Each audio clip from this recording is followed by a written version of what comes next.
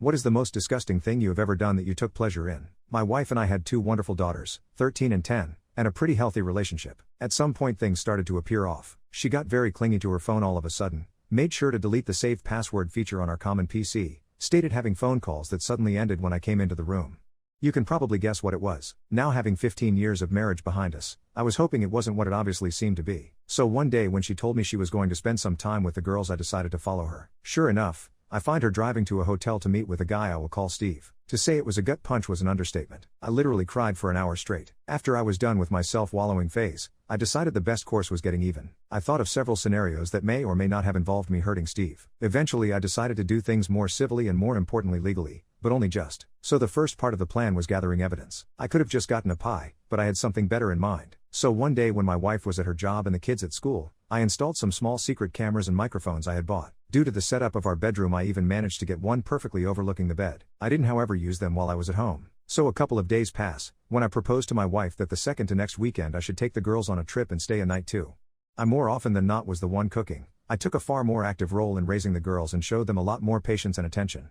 She was usually busy working or drinking, so me going alone with the girls on a trip wasn't that weird. So 2 weeks pass, in which time I get my affairs in order and contact a lawyer to write up a separation agreement that would involve me keeping residents in custody. I go on the trip, try to not give anything away to the girls and wait and see if Steve and my wife fall into the trap. When I returned I checked the recordings of the weekend, and sure enough it's a 36-hour fest. When they weren't doing the deed, the dialogue was something even better. I found out that Steve had a wife. But even worse, they also talked about me. And I heard the obvious character assassination that I expected about how small my PP was, an insecurity of mine, how I didn't satisfy her. But there was some really hurtful stuff, like her telling Steve some of my deepest secrets and shameful stories that I had only told her about, just so they could have a laugh. She even told him about my dope story and how I attempted to take my life when I was 16. So at this point I didn't have any doubts on what to do. The next day when the kids left, but before my wife left, I confronted her with the video and told her that either she signs the separation agreement and leaves the house or the girls are going to receive an in-depth explanation of all the positions in which mommy cheated on daddy. I wasn't going to do that. Just to be clear, I love my daughters too much, but I put the threat there and she was too emotional to realize my bluff.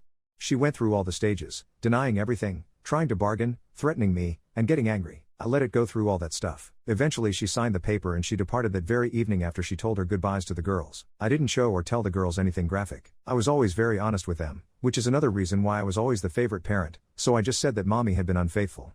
The younger took some time figuring it out, but that was made up by my older getting mightily upset. She had just gotten her first boyfriend, as I'm not sure the term really applies at that age, but she knew enough of the world to get mad big time.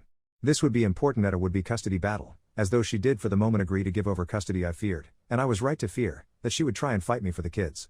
What I didn't expect was for her to use her visitation rights to talk crap about me. Basically she started telling my younger kid about how it was all my fault for not forgiving her. Her lawyer even started demanding she receive custody. So I finally activated my revenge plan. Enter trip to South Carolina. Why South Carolina? Simple. Fort Sumter. I really wanted my daughters to see it. I definitely did not go there because it is one of the last places where revenge porn isn't illegal, and where I could upload my wife and Steve's doings and intimate moments with no worries on the internet and other such sites, as you cannot be prosecuted for crimes that weren't illegal when and where they were committed. I especially made sure to include the clip where Steve could not get it up. I sent the links to my wife's employer, her clients, and everybody in her line of work just to be sure, to Steve's wife and to his firm. Steve soon got a divorce. I feel sorry for his wife as she was an innocent victim in all of this, but I think it's better that she found out. As for my wife, this was the end of any chance to get custody. She soon got fired from her job of 8 years. I got custody. Yes, due to her being unemployed, I got no alimony, but honestly I make enough money to sustain both me and the girls, so I don't care, and I'm good enough at caring for them and they are old enough to allow me to have a full-time job. Several months later, my wife is still unemployed. Last time I spoke to her wife she threatened to come and take my life and how this will be revenge for ruining hers.